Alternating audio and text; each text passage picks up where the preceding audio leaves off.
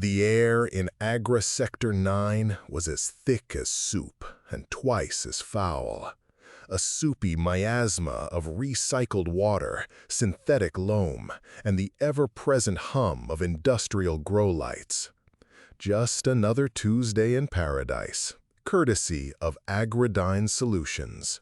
My boots clanged against the perforated metal walkway, the sound swallowed by the cavernous dark above the sea of genetically perfected kale. Corporate was paying me a rush fee to debug this sector, which meant they'd let a problem fester for weeks to save a few credits, and now it was hitting their quarterly yields. Typical. Amateurs, I muttered, setting down my kit. The main chamber was a metal cathedral dedicated to leafy greens, and my parish was infested. All infestations were the same, a biological problem demanding a chemical solution. Find the nest, saturate the area, collect your fee, and move on. My pride was in the cold efficiency of it, the systematic application of overwhelming force to a mindless biological urge. Scour, sterilize, submit, invoice. That was the mantra. My mag light cut a clean white beam through the gloom, painting over rows of hydroponic trays. The bioscanners had flagged this area as the epicenter. And there they were, strange, ovoid sacs clustered along the nutrient conduits like leprous fungi. They were a milky, translucent white, and each one pulsed with a slow, rhythmic beat, a soft inner light waxing and waning in their gelatinous depths. They stank of ozone and something vaguely like rotting cantaloupe. I prodded one with the toe of my boot. It was firm, rubbery. Unidentified pest, probably a variant of the silicates I dealt with on Titan, bioengineered to feed on this specific nutrient formula and gone feral. Another brilliant Agridine cost-cutting measure, I was sure. Whatever you are, you picked the wrong farm, I told the silent cluster. My job wasn't to catalog, it was to cleanse. I set up the first neurotoxin fogger, a squat, black canister that hissed as I primed the canister.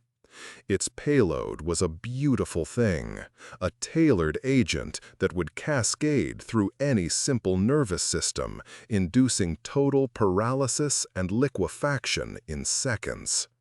It was elegant, final. I laid out 4 more in a perimeter, their indicator lights blinking a steady, patient green. For good measure, I placed a pair of sonic emitters tuned to a frequency that could vibrate chitinous armor to dust. Overkill was my signature. I retreated to the sector's main control booth, a glass and steel box overlooking the farm. With a sigh, I tapped the activation sequence into the console. The foggers began to vent, thick white clouds rolling across the floor like a chemical tide, blanketing the pulsating sacs. The emitters whined, climbing in pitch until the sound was a physical pressure against my ears, beyond the range of human hearing, but a promise of dissolution for anything simpler. The job was as good as done. Time to log my hours. And then the universe screamed. It wasn't a sound my ears heard, but one my bones felt. A high-frequency, non-biological shriek that ripped through the sonic dampening of the booth and straight into my skull. It was pure, distilled agony, broadcast on a channel I wasn't supposed to be able to tune into. My teeth vibrated, my vision swam, and the synthetic kale below shuddered, every leaf vibrating in sympathetic horror. Before I could even process the psychic assault, a concussion blew out the booth's reinforced window.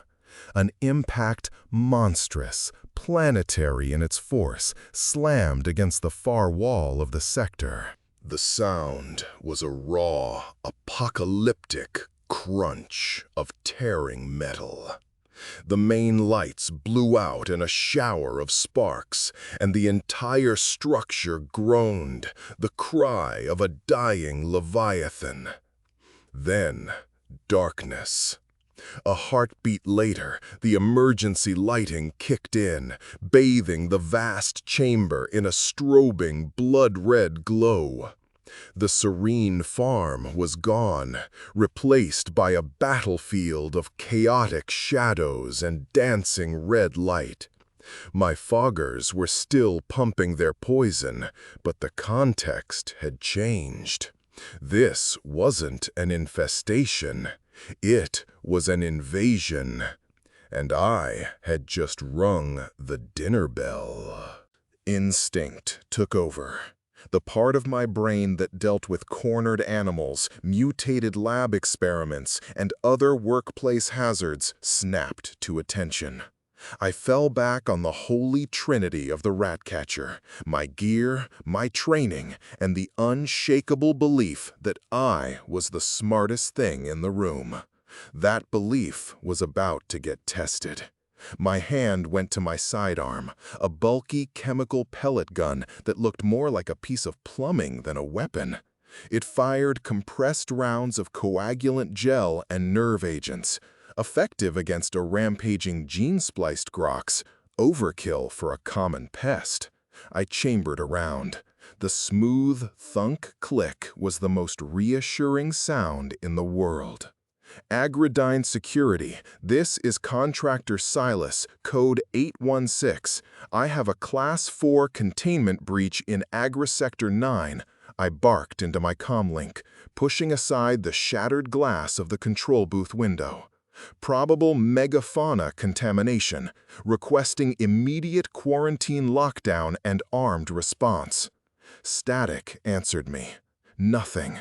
My long-range comm was dead. Either the impact had fried the transmitter, or something else was at play. Annoyance was quickly giving way to a cold prickle of adrenaline. My way out was the main entrance, a 10-meter-high steel blast door that could withstand a direct hit from an ore hauler. Standard procedure in a breach was to get out and seal the problem in. Let the corporate Marines handle it. I navigated the gantries, the red emergency lights painting everything in stark, alien hues. The neurofog had settled into a low-hanging mist, swirling around my boots. Below, the egg sacs had stopped pulsating. Good, the poison was working. At least, a victory, however small. My light cut through the gloom as I reached the massive entrance door, its wheel lock the size of a small vehicle. My relief died in my throat. The door was buckled inward, a concave dent hammered into its center as if struck by a meteor. The edges glowed a faint cherry red, the metal fused to the frame in warped, melted streaks. The heat rolling off it was intense, smelling of ozone and scorched steel. No force I could imagine, nothing I had ever encountered on any corporate contract could do that. Not a Grox, not a rogue security drone, not even a maintenance vehicle. This was something else entirely. I was trapped. A flash of movement in my peripheral vision, high above on a gantry 80 meters up. I snapped my head around, my light beam chasing the shadow. It was fast, a flicker of motion against the red gloom. It was big, long-limbed, and impossibly quick. My training kicked in again, overriding the panic. Target unidentified. Assess and neutralize. I raised the pellet gun, the auto sight painting a green targeting bracket around the darkness where the thing had been. It appeared again, crossing a different walkway. I got a better look this time, a silhouette of knife-like limbs and a sleek, narrow body.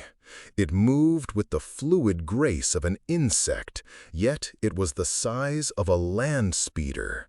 No sound, no clumsy scrabbling, just silent, predatory purpose. "Freeze!" I yelled, a pointless, stupid command. My voice was small in the vast chamber. The creature paused, its form partially obscured by a support pillar. I saw enough. It wasn't an animal. It was a weapon. I fired. The gun bucked in my hands, a satisfying thud echoing in the chamber. The chemical pellet arced through the air, a perfect shot. It struck the creature's torso dead center, and splattered. It hit the thing's hide with a wet plop, the vibrant yellow nerve agent smearing across a surface of polished obsidian black chitin. It had no more effect than a spitball thrown at a tank. The creature didn't even flinch. It simply turned its head, and for a horrifying second, I saw a cluster of glowing, multifaceted eyes fix on my position. They weren't the dumb, vacant eyes of a beast. They were cold, analytical. Then, with a speed that defied physics, it vanished back into the superstructure's deep shadows. I stood there, my useless weapon feeling like a child's toy in my hands. The silence that followed was worse than the scream. It was a silence filled with contempt. The jaded professional, the master of his craft, the problem solver, was completely and utterly out of his league. My tools were wrong, my assumptions were wrong, and my place at the top of the food chain was no longer guaranteed. Panic is a rising tide. It started at my ankles when the door was fused, and now it was at my waist. My comms were dead, my weapon was a joke, and I was locked in a giant terrarium with something that saw my best shot as a minor inconvenience. I had one last card to play, the emergency hardline. Every Agrodyne sector had a failsafe, a physical data port in the central control hub, shielded against everything up to a tactical nuke.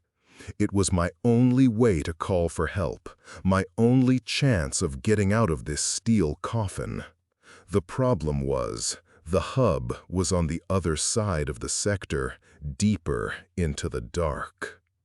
I moved with a newfound caution that bordered on terror. Every shadow seemed to hold a knife-limbed silhouette. Every drip of condensation was a footstep.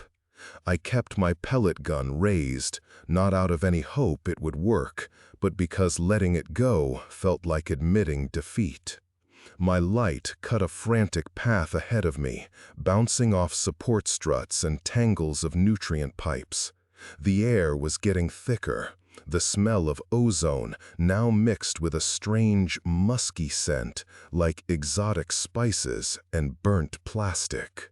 I rounded a corner in a tight maintenance corridor, a shortcut to the central spine of the facility, and I stopped dead. The corridor ahead was blocked, sealed. From floor to ceiling, the passage was plugged with a solid, translucent mass of what looked like amber. It was still forming, thick, viscous drips of it running down the walls and hardening in rippling layers.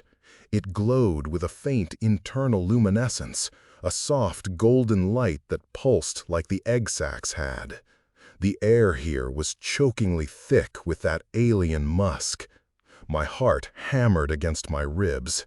I reached out a gloved hand and touched the surface. It was warm and vibrated with a low hum. It felt less like a secretion and more like a purposefully constructed material, engineered for strength and rapid deployment. This wasn't a byproduct. It wasn't a nest. It was a barricade. A horrifying clarity washed over me, cold and sharp, cutting through the panic. The fused main door wasn't just random collateral damage. This resin wall wasn't just an alien hive-building instinct. My path was being systematically cut off. My options were being surgically removed. The thing that had shrugged off my weapon wasn't just rampaging, it was thinking. It knew the layout of this facility, or it was learning it with terrifying speed. It was cutting me off from the outside world, corralling me. I turned and sprinted back the way I came, my boots skidding on the slick floor. There was another route, a longer path through the hydroponic array itself. Maybe I could get through there. Maybe it hadn't blocked that way yet. The thought was a desperate prayer. But as I ran, a new sound reached me. Not a roar or a screech, but a series of methodical, heavy clicks. They came from somewhere above me, echoing through the facility's frame. It was the sound of a patient hunter, not pursuing, but herding. It didn't need to chase me down. It was boxing me in, one exit at a time. This wasn't a hunt. It was pest control. And I was the pest. I was being sealed in, contained, neutralized. The tools of my own trade were being used against me with a brutal alien intelligence. The sheer, calculated malice of it stole the air from my lungs. The tide of panic had now reached my neck, and I was drowning. The resin seal wasn't just a wall. It was a statement. You are not leaving. You are ours. Running was pointless. It was thinking tactically, and I was just a panicked animal scurrying through its maze.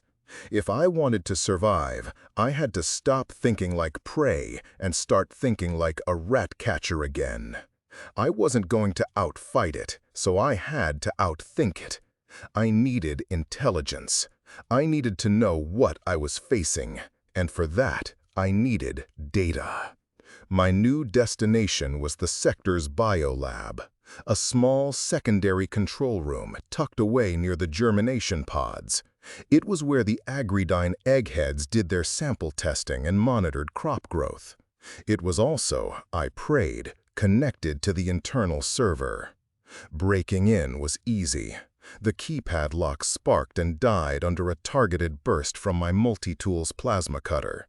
The door hissed open into a small, sterile room lined with monitors and gene sequencers, all dark and dormant. I powered up the main terminal, the machine booting with a reluctant chime. The emergency power was holding, for now.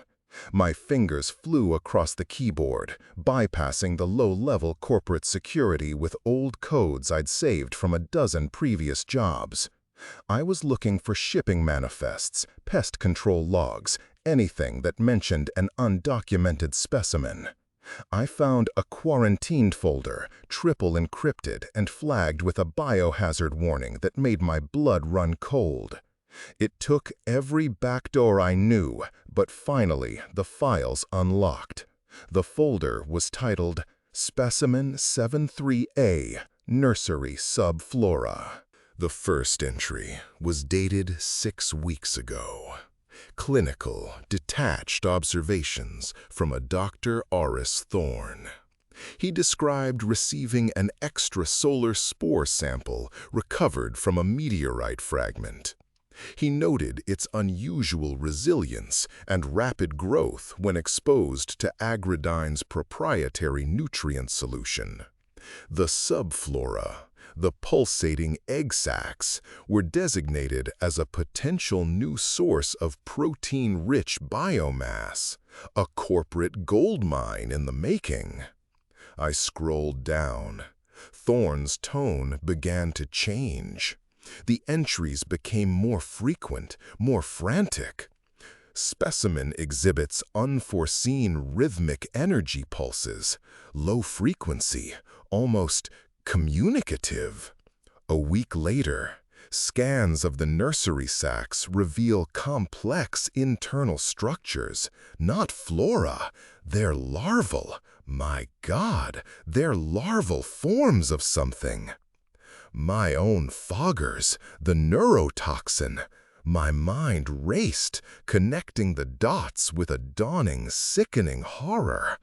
I kept reading, my breath catching in my chest. Thorne had discovered that the low-frequency pulses were a call, a passive beacon. But under stress, that frequency changed. It became a distress signal, a shriek. He'd tried to warn them. Containment protocol is insufficient. The larval stage is benign, but they are not unaccompanied. My requests to terminate the experiment have been denied by management. They see a new product line, not the catastrophic danger. We have to purge them before they mature, before the signal gets any stronger. Then, the final entry, logged just a day before my arrival. It was a panicked jumble of text, no longer a scientific log, but a desperate warning. They're here. Something breached the outer hull. I don't know how. The passive signal from the larvae must have been enough to guide them across God knows how far. We're detecting gravitational anomalies outside the sector. They are not animals. They are guardians, parental. An extreme territorial response is to be expected if the nursery is threatened. I'm locking this file and sealing the lab. May God forgive us. If anyone reads this, do not agitate the larvae. Do not initiate standard cleansing protocols. The pain signal will... The log ended there. The pain signal. The non-biological scream I had unleashed was not the sound of them dying. It was the sound of them screaming for their parents. The neurotoxin wasn't a quick, elegant poison for these things. Its assault on their complex nervous systems was a slow, agonizing process. I hadn't just stepped in a nest. I had walked into a nursery and systematically begun torturing every infant inside, broadcasting their agony across a channel I couldn't comprehend. I wasn't a trespasser who had stumbled into the wrong place. I was a monster. The parents that had arrived, the creatures of chitin and rage, they weren't just defending their territory.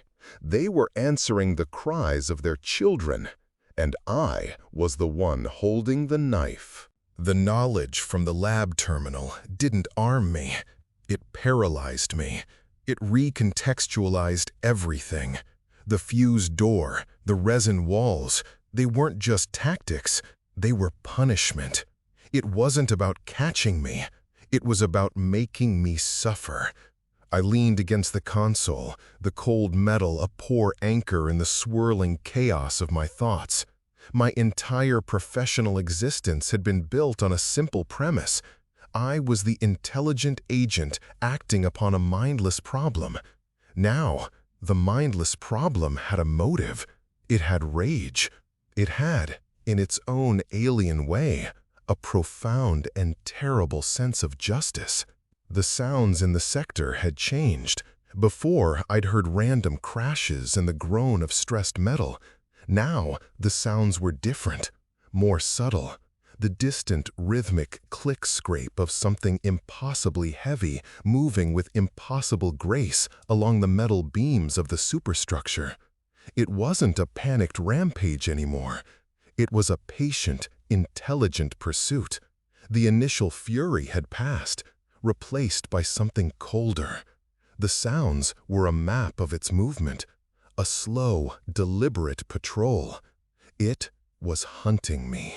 I killed the light on my multi-tool, plunging the lab into the near-total darkness of the emergency strobes.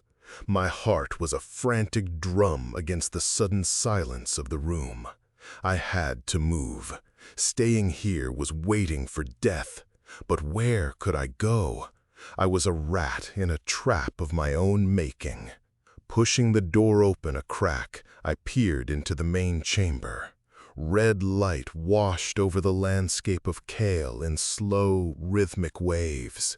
Shadows danced and stretched, turning the familiar structures of the farm into a landscape of alien monoliths. The air was cold, the fog dissipating, carving with it the smell of ozone and that unnerving musk. And silence, a deep, listening silence. I took a breath and slipped out, pressing myself flat against the cold metal wall of the lab complex. I moved low and slow, using the hydroponic trays for cover. My objective was a blur of panic-fueled logic. Find a place to hide, a corner it couldn't reach, somewhere to wait this out. It was a fool's hope, but it was the only one I had. Each step was a thunderclap in my ears. Each shudder of the facility's frame was its approach. I froze behind a large nutrient regulator, my back pressed against the humming machinery. A sound from above. Not the loud click-scrape from before, but a soft, almost inaudible rustle of chitin on steel. It was close. Slowly, agonizingly, I tilted my head back and looked up. And there it was, perched silently on a gantry directly above me, no more than 50 meters away. It was a thing of elegant horror, all sleek black carapace and blade-like limbs. It was folded in on itself, crouched like a gargantuan praying mantis, but its form radiated a lethal intelligence.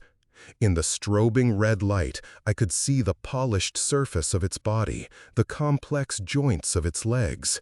Its head, a tapered wedge of obsidian chitin, was angled down, and a cluster of multifaceted eyes glowed with a soft, internal phosphorescence. They were fixed directly on me. It wasn't attacking. It wasn't screeching. It was just watching. Time seemed to stop. The creature remained perfectly still, a statue of imminent violence. I knew, with a certainty that was more profound than sight, that it had been watching me since I left the lab. It had let me move, let me think I was being stealthy. It was assessing me, the way a scientist observes a specimen in a jar, or the way a cat watches a mouse before the final, playful pounce. The sheer contempt in its stillness was worse than any charge. I was not a threat. I was not an equal. I was a curiosity, a piece of vermin to be observed in its final frantic moments before extermination. I finally understood the terror I was meant to inspire. I was the rat, and the watcher on the gantry was God. The facts are whispered. The base is set. The curtains are drawn. The source is close. Fear is a rocket fuel. The sight of that watcher, so still and so patient, shattered the last remnants of my professional composure. There was no more thought, no more strategy. There was only the primal, screaming need to run. I didn't know where I was going. I just knew I had to break its line of sight. I burst from behind the regulator and sprinted, my boots pounding on the metal walkway. I didn't look back. I didn't dare. I could feel its gaze on me, a physical weight of intelligent, predatory appraisal. I half expected a blade limb to scythe down from the darkness and spear me to the floor, but nothing came. It was letting me run. The terror of that realization was a spur, pushing me faster, deeper into the bowels of the sector.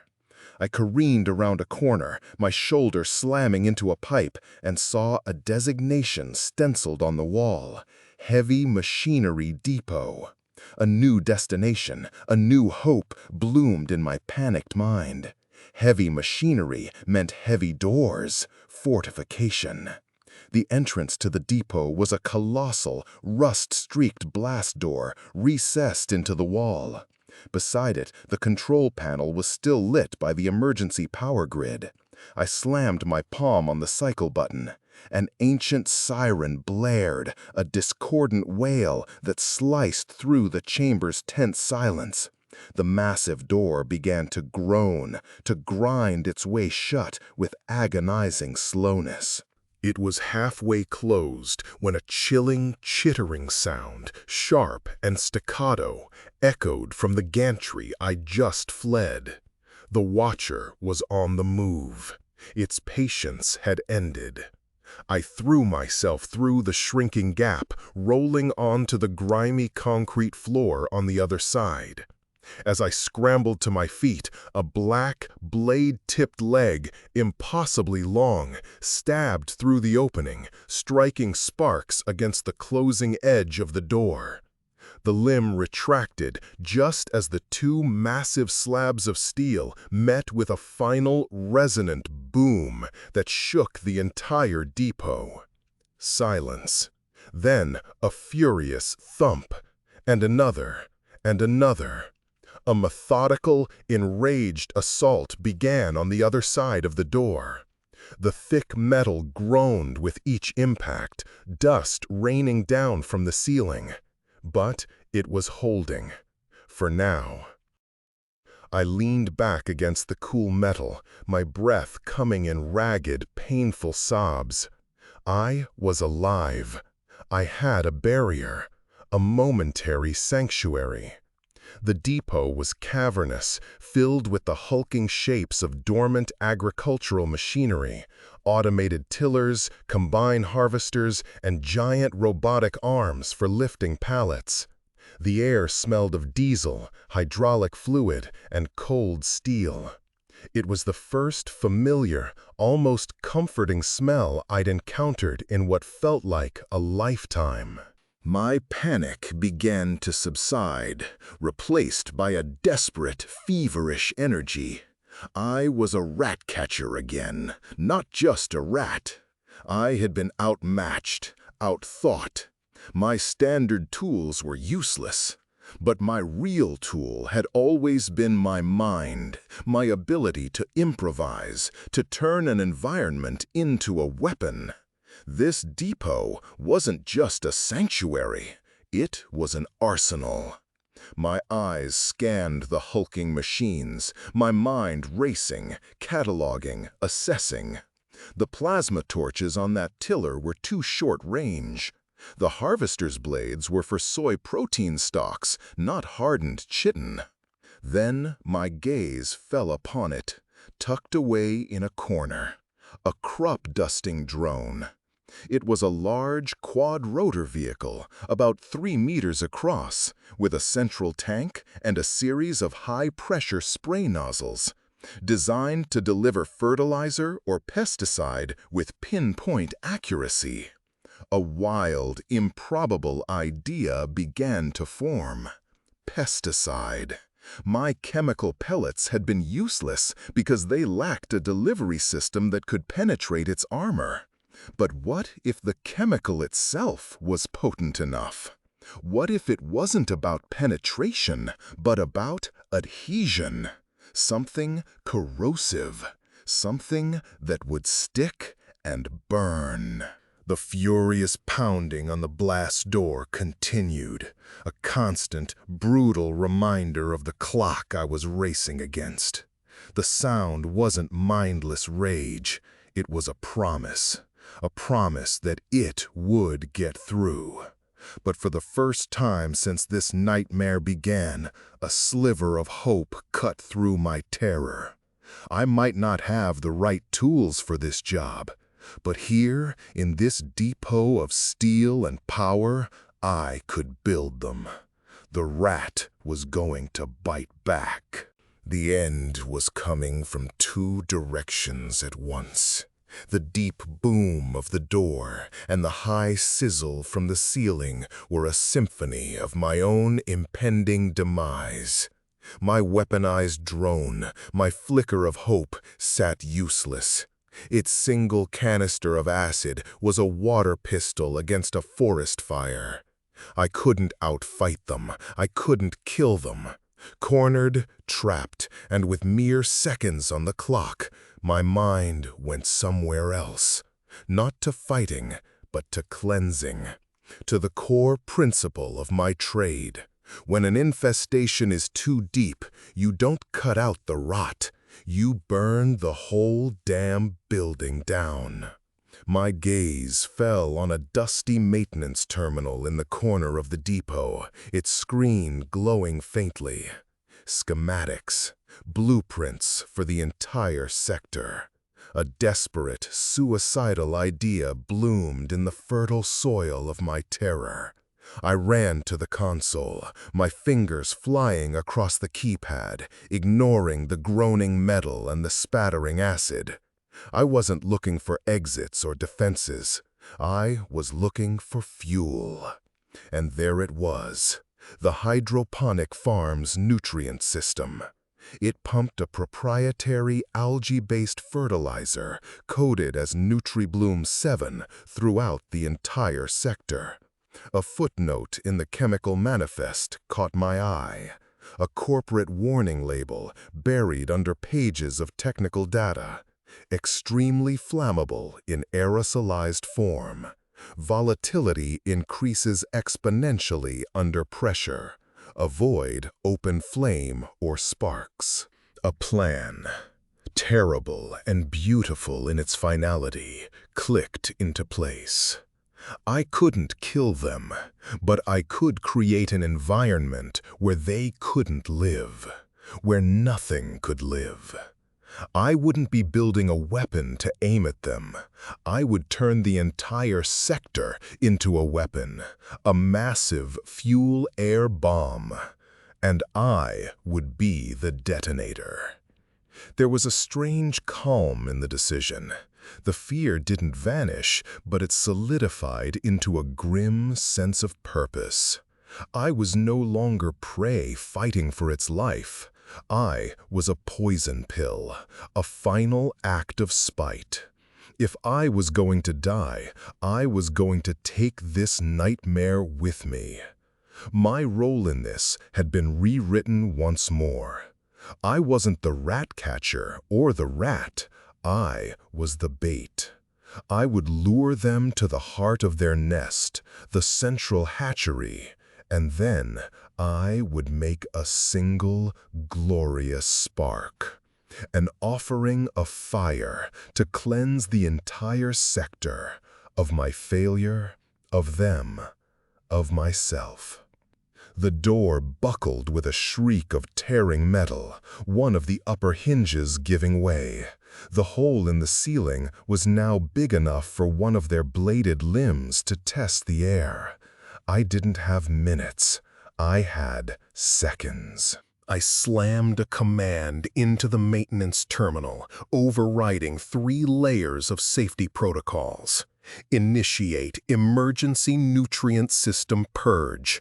All sectors, max pressure. The terminal flashed a dire warning. Catastrophic system failure imminent. I confirmed it without a second thought. A deep, seismic hum vibrated up through the soles of my boots as massive pumps deep in the facility's foundations kicked into overdrive. It was done. The system was now primed to flood, to turn the very air I was breathing into fuel. Now, all I needed was to get their attention and lead them on one last chase. I snatched a single emergency flare from a kit on the wall, its red cap a stark promise of the inferno to come. My hand didn't even tremble.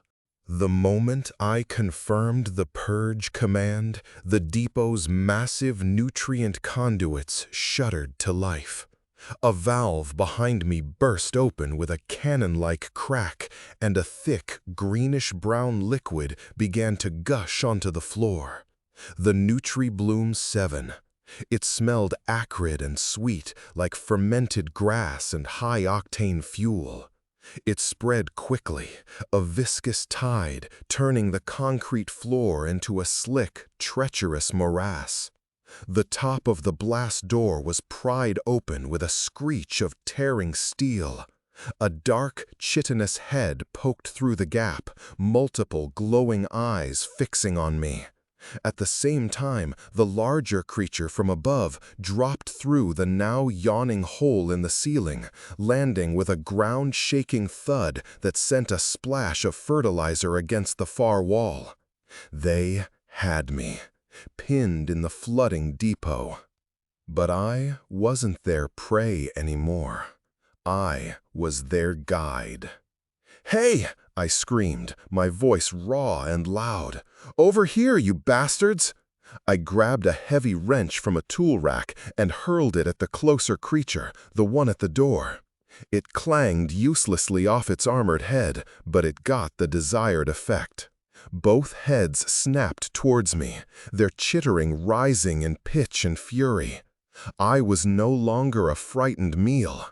I was an irritant, a defiance. I turned and sprinted for the depot's rear exit, a smaller service door that led back into the main corridors.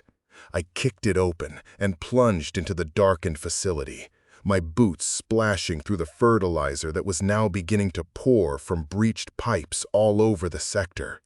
The air was becoming thick with a shimmering, volatile mist, the aerosolized fuel catching the red emergency lights and making the world swim in a greasy rainbow. The chase was on. I could hear them behind me, their heavy, blade-tipped limbs churning through the muck. Their sounds were no longer stealthy clicks. They were enraged, thrashing crashes and furious screeches that echoed off the metal walls. They were so close I could feel the vibrations of their movements through the floor. They weren't hunting me anymore. They were chasing me. A primal, furious pursuit, driven by the instinct to crush the thing that had defiled their nest and was now taunting them. I was the Pied Piper of their apocalypse. The irony was so thick I could taste it, along with the chemical tang of the air. I, the rat catcher, was leading the monsters to their doom, playing a song of defiance on a single, desperate note of my own survival. I ran, not looking back, navigating the treacherous, slick walkways by memory. The mist grew thicker, clinging to my clothes, making every breath a gasp of explosive vapor. My destination was the heart of it all, the central hatchery chamber, where I'd started this whole mess. It was the largest open space in the sector, where the air-fuel mixture would be most potent. I burst through a set of double doors and skidded into the vast, cavernous room. Fertilizer cascaded down from the ceiling in shimmering waterfalls, pooling ankle-deep across the entire floor. In the center of the chamber stood the main atmospheric regulator, a colossal piece of machinery humming away, blissfully unaware it was circulating the instruments of its own destruction. I had just enough time to scramble partway up its access ladder before my pursuers stormed into the chamber. The two of them, massive and terrible in the mist-choked red light, fanned out, cornering me against the regulator. Their chittering filled the air, a sound of triumphant rage. They had me, trapped, exhausted, and reeking of their children's death. The perfect vengeance was at hand. They lowered their heads, mandibles clicking, and I raised the flare. The small thing will always come first. Consciousness returned, not as a gentle awakening, but as a violent system reboot. It began with sound, a high-pitched, piercing whine in my ears, the ghost of an explosion that had been too fast for sound to escape. Then came the pain, a full-body chorus of agony. Every inch of my skin felt flayed, my muscles torn, my bones ground to powder. Breathing was like inhaling sand and fire. I opened my eyes. Or I think I did. My vision was a blurry smear of gray and pulsing angry orange. I was lying on my back, my cheek pressed against something warm and gritty. Metal. I had been on the access ladder of the atmospheric regulator, a massive solid chunk of machinery. When the world had vaporized, the regulator had acted as a shield, absorbing the initial blast wave and throwing me clear instead of atomizing me. It was a miracle of physics, a cruel one. I pushed myself up, my arms screaming in protest. My synth fabric overalls were melted to my skin in places, and my hands were a mess of deep burns and lacerations. I looked around, and the scale of the devastation slowly resolved into focus. The chamber was gone. The ceiling, the walls, the gantries, all of it had been peeled back and fused into twisted, grotesque sculptures of glowing, cooling metal. The air was thick with drifting gray ash, so dense it fell like a gentle snow. It coated everything in a uniform blanket of pale death. There was no sign of the creatures. No chitin, no limbs, not even a scorch mark. They hadn't been burned. They had been sublimated, their very atoms scattered in the blast. The same was true for their young. The pools of fertilizer were gone, the floor of the hatchery now a scorched, buckled plate of steel. Silence. An absolute, profound silence that felt heavier and more terrifying than their screams had. I got to my feet, swaying, my body a symphony of pain. Every movement was a fresh torment. I stumbled through the wreckage, a ghost in a landscape of my own creation. The glowing, skeletal remains of the hydroponic farm stood like blackened ribs against the darkness. The strobing red emergency lights were gone, replaced by the hellish, pulsing orange of molten steel. I was the only thing moving, the only thing alive. I had won. But it didn't feel like a victory. It felt like a desecration. I looked at my burned hands, the instruments that had deployed the foggers and struck the flare. I was a butcher who had burned down the abattoir with the animal still inside. The silence in my ears wasn't peace. It was a vacuum, filled only by the phantom echo of a shriek I hadn't even been able to hear. The final, silent scream of two parents watching their world, their children, and their killer erased in a flash of white light. I walked for what felt like hours, a slow, agonizing pilgrimage through the rings of ash and ruin. My mind was as blank and scorched as the landscape around me. The professional cynicism, the cold efficiency, the jaded pride, all of it had been burned away in the flash. I wasn't a rat catcher anymore. I wasn't even Silas. I was just a collection of burns and regrets, the sole scarred survivor of a war I had started over a paycheck. The debriefing took place weeks later in a room so white and sterile it felt like an accusation. I sat in a ridiculously comfortable chair, my bandaged hands resting awkwardly in my lap. My burns were healing, but the scars, both visible and not, were permanent fixtures. Opposite me sat a man in a crisp corporate suit, his face a bland mask of professional sympathy. His name was Mr. Graves. Fitting. He slid a data slate across the polished table. "Your report was extensive, Silas," he said, his voice smooth as manufactured silk. "Agri-Sector appreciates your efficiency in containing the undocumented biohazard. A significant asset write-off, of course, but your decisive action prevented a wider outbreak. For that, we're authorizing a considerable hazard bonus." He tapped the slate, and a string of numbers that would have once made my heart race appeared on the screen. He went on, talking about a new assignment, a long-term contract with enhanced benefits, a promotion. His words were a distant drone, meaningless noise. I didn't respond. I simply stared at the numbers, feeling nothing. They were the price of a burned-out Agri-Sector, of 2 vaporized life forms, of 1,000,000 screaming larvae.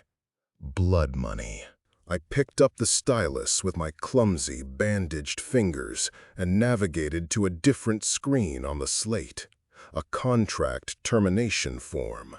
I signed my name at the bottom, a jagged, unfamiliar scrawl, and pushed the slate back across the table. Graves's mask of sympathy tightened for a fraction of a second. "I see. A sabbatical, then." "A resignation," I said. My voice was a gravelly ruin. I hadn't used it much.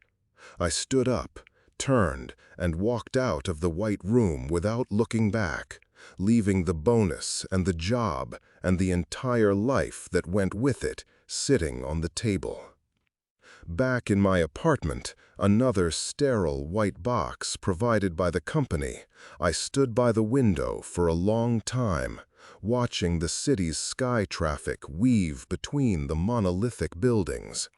It was a world of cold efficiency, of problems and solutions, the world I had once understood so perfectly. Now it just looked like a complex infestation, and I no longer had the stomach for the trade. My eye caught a flicker of movement in the corner of the window frame. A common house spider, small and black, was diligently constructing a web. It moved with an ancient, focused grace, spinning its trap with an instinct as old as predation itself. The old Silas, the rat catcher, wouldn't have even thought about it. His hand would have moved in a blur, a smear on the wall, a biological problem solved, another invoice mentally filed. But I wasn't him anymore. I watched the spider for a full minute, watched its patient, intricate work. I saw not a pest, but a builder, a hunter, a parent, maybe, a life, small and fragile and utterly alien to my own, trying to make its way in a hostile world. Very carefully, I found an empty nutrient paste jar in my recycling bin. My movements were slow, gentle, so different from the practiced efficiency I once prided myself on. I approached the window and, with a soft touch I didn't know I was capable of, coaxed a spider into the jar. It scurried inside, confused but unharmed. I didn't crush it. I didn't throw it out to die. I unscrewed the lid and tipped the jar outside, watching as the spider rappelled down on a single strand of silk, catching the wind and drifting away towards some other corner, some other life. I had spent my life as the righteous hand of extermination. Now, standing in the silence of my apartment, with the ghost of screams echoing in my bones, I couldn't bear to break a single thread of another's web. The rat catcher was dead, burned to ash in the fire of the hatchery. I was just the man who had survived him.